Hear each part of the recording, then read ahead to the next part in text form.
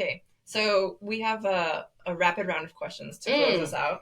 Okay. Again, I'm not built for speed. I'll do my best. So maybe it will not be a rapid round.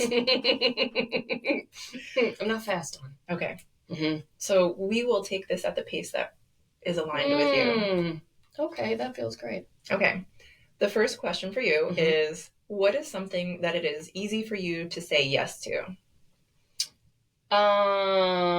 Easy for me to say yes to. Things with no lines, no crowds, no loud music, no flashing lights, and plenty of exits. I have things that are outside but not in Florida. This is too hot here. Outdoor things in Michigan, pretty much all the time. Anything in Michigan, anything like the lake, the woods. It's like loud, crowded things. Is one of them like, what will I not do? Yeah, the next question is, well, what is something that is hard for you to say no to? So that's not really what you won't do. Hard for me to say no to. What did I just do? Well, you said everything you would say yes to. Oh, what was I supposed to say? No, that was the question. Oh, good. All right, I'm doing it. You're doing it. Okay, great. Now I'm like, did I confuse the questions? No, I think I probably confused it. I am a hermit. I'm like a social introvert, which is terrible. I'm like torn. I love people and I love meaningful connection, but I don't ever want to leave my house.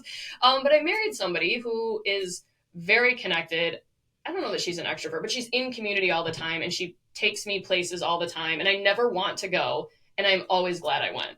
One, she chooses really great places and spaces with great people that are fun. But also I don't like the idea of being out, but I actually a lot of times like being out. Yeah. So it sounds like you might be inclined to say no to those experiences 100%. Or opportunities, but you balance the benefit. I have a hard no right up front, and then I like sit in it, and I'm like, why am I saying no? Mm-hmm. Sometimes I'll say yes.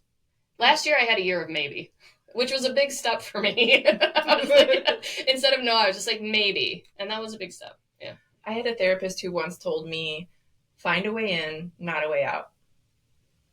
It changed my life. Find a way in? How do you apply that? Help me put it somewhere. Because I would be inclined to say, no, I'm not going to do that thing, or I'm not going to go try this new experience, or I don't want to talk about a certain thing, whatever it was. Interesting. And when she said that, it made me think how resistant I was to certain things. And could I find a way in? Interesting. Okay. Where do you still struggle, if anywhere, when it comes to rest or seeking joy or setting boundaries? I mean, there's always lessons. I don't think most of the lessons that I'm working on aren't work lessons. They're really not boundary lessons. I'm always learning lessons about surrender and, releasing, but I don't know that I have many lessons about work. I will say this. I am learning to be in relationship with this idea that like to do the work, I have to feel deeply in love, because that has been, I think, a source of strength, and that worked.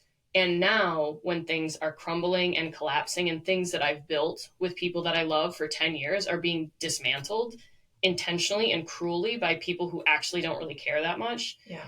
I'm learning that there's a vulnerability in that had never been exposed before. And that is actually probably the biggest lesson that I'm working on in my job, is how to still do things with my full life force, because the work is part of my purpose, but not leave myself so exposed to them that when there's disruption, it is there's personal kind of emotional labor that needs to be done. And I don't know, I think this might be something that a lot of people in the justice world, right, like struggle with, is like, you're so connected to the work and to the vision and to the people. So I had a good boundary about like not letting the logistics of that take over my life. I don't know that I had as clear a boundary of not letting the losses in that space affect my person. I do think that is a lesson. I think I'm constantly learning that too. Yeah. Which is, how do I remove ego from it? Yeah. It's I can still put out my best self 100%, as you said. Yeah. Into the world and into the work, but recognize that I can also let it go. Yeah. Yeah, and that's a big part of it. I mean, there are things that I know that I've built, that we built collectively in community, that we care a lot about, that are just going away. And that's surrender, right? That's not a new lesson for me. Like letting go of things. That's not, I've been in a relationship with that lesson for 30 years. So I would ordinarily ask, what do you think? What do you think you do really well? But we have heard things that you do really well. Was that? Sorry. We've heard things that you do really well, so I'm not going to ask you that.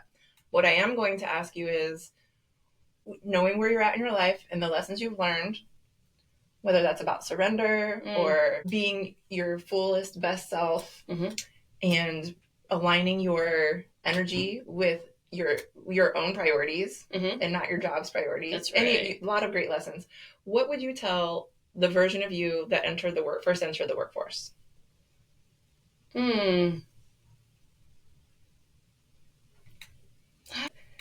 What would I tell me?